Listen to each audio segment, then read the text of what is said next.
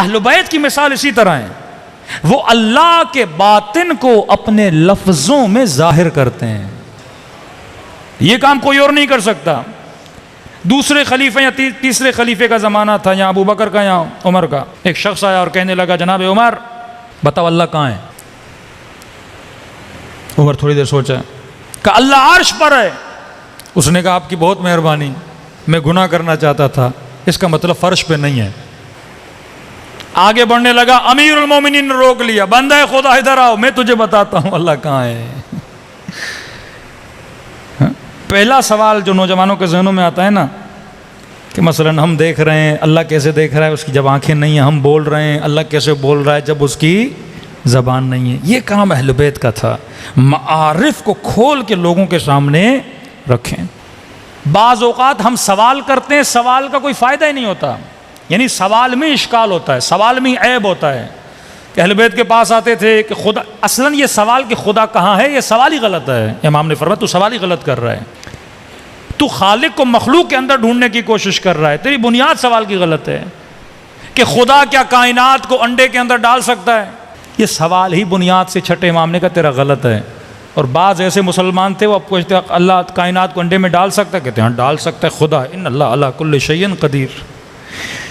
معصوم نے کہا بندہ خدا اگر خدا کائنات کو انڈے میں ڈالے تو انڈا انڈا نہیں رہے گا، کائنات کائنات نہیں رہے گی، یا انڈا بڑا کرنا پڑے گا یا دنیا چھوٹی کرنی پڑے گی۔ اس کی مثال آپ کو اس طرح سمجھاؤں، آپ ایک پھل کھاؤ، بولو پھل نمکین ہے، ٹھیک ہے، اب نمکین کیسے ہوا؟ آپ بولو گے نمک سے نمکینی آئی۔ آپ کو شربت پیو، لیمو پانی، بولو یہ نمکین کیوں ہے؟ آپ بولو گے نمکینی کہاں سے آئی؟ نمک سے آئی۔ لیکن کوئی یہ پوچھے نمک کی نمکینی کہاں سے آئی؟ نمک کسی سے نمکینی نہیں لیتا، اس کی نمکینی اس کی ذات کا حصہ ہے۔ مجھے وجود کس سے ملا؟ خدا سے۔ اب خدا کو وجود کس سے ملا؟ اس کا وجود اس کا اپنا ہے۔ جس طرح نمک کی نمکینی اپنی ہے، شکر کی مٹھاس اپنی ہے، خدا عاریتاً کسی سے کوئی چیز نہیں لیتا۔ علی اور آل علی کے پاس، انبیاء کے پاس جو کچھ بھی ہے اس کا ہے، اس کے پاس جو کچھ بھی ہے وہ اس کا ہے، وہ کسی سے کوئی چیز نہیں لیتا، اس کی ہر شے اپنی ذاتی ہے۔ شرک کا مطلب یہ، اب بڑے بڑے وہابی سلفی شرک سمجھو تو اسے شرک کیا ہے؟ شرک کا مطلب یہ ہے کہ جب میں مولا علی سے مدد مانگوں علی کو ہی مسبب الاسباب سمجھوں، مطلب یہ کہوں کہ مولا کے پاس جو نمکینی ہے وہ اس کی اپنی ہے، ایسا نہیں ہے۔ علی کے پاس جو مدد کرنے کا یا طاقت کرنے کا پاور موجود ہے وہ ذاتی نہیں ہے، وہ کہاں سے لے رہے ہیں؟ پروردگار عالم سے لے رہے ہیں۔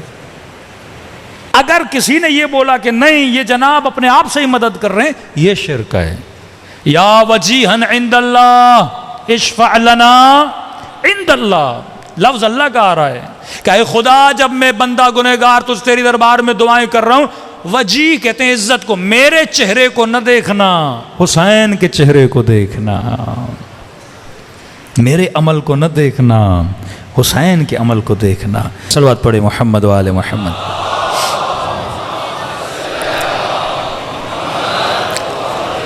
حضرت موسیٰ علیہ السلام، موسیٰ کا قصہ بھی 2000 قرآن میں آیتیں قصص الانبیاء کی، 2000 آیتیں، 6000 آیتیں جس میں سے 2000 قصے۔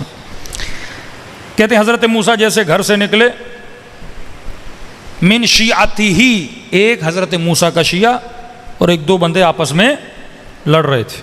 حضرت موسیٰ بیچارے ان کو بچانے کے لیے گئے، ایک ان کا شیعہ تھا، دوسرا قبطی وہ تھا جس نے حضرت موسیٰ کے کئی اصحاب کو قتل بھی کیا تھا، قاتل بھی تھا، بدبخت بھی تھا۔ اور حضرت موسیٰ جب چھڑانے گئے، اس بندے نے، قبطی نے بدتمیزی کی۔ اب موسیٰ بنی اسرائیل میں سے، کہتے ہیں حضرت موسیٰ بڑے ہیکل، بڑے بدن رکھنے والے اور بڑے طاقتور انسان تھے۔ جیسے اس نے بدتمیزی کی، حضرت موسیٰ نے ایک مکہ مارا۔ اب مکہ بھی پتہ نہیں کیسا تھا، وہ بندہ گرا اور وہیں پہ مر گیا۔ گئے چھڑانے تھے، بندہ مار دیا۔ اب پہلے سے قاتل تھا، اس کو سزا تو ملنی تھی۔ اب یہاں پہ ایک شبہ آپ کے ذہن میں حل کرتا ہوا چلوں، لوگ کہتے ہیں نا حضرت خضر نے اس بچے کو کیوں مارا؟ حضرت موسیٰ نے نبی تھے، مکہ مار کے بندہ مار دیا۔ اس کا جواب علماء یہ دیتے ہیں، آغا طباطبائی کہتے ہیں دیکھو نبی بھی اللہ کا ولی ہے، اسرائیل بھی اللہ کا ولی ہے. اسرائیل کتنے بچوں کی جان لیتا ہے, کتنے جوانوں کی جان لیتا ہے.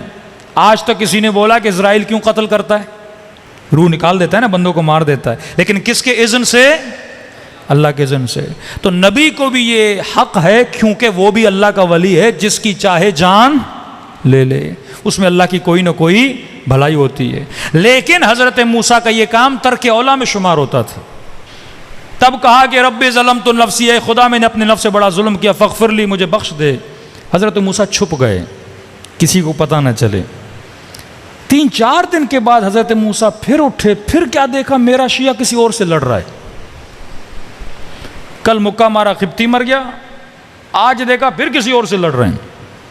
آگے بڑھے اور کہنے لگے کہ بندے خدا تیرا کام ہی لڑنا ہے, میں جب دیکھتا ہوں تو ہر کسی سے لڑتا. اب حضرت موسیٰ نے اس پہ غصہ کیا, اور قرآن کہتا ہے من شیعتی ہی, یہ دعویٰ کرتا تھا میں کس کا شیعہ ہوں؟ موسیٰ کا شیعہ ہوں. اور موسیٰ نے جیسے ڈانٹا اور آگے بڑھے, اس بندے نے سمجھا موسیٰ مجھے مکہ مارنے آ رہے ہیں.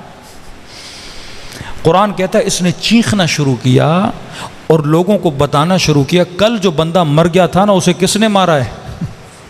موسیٰ نے مارا ہے.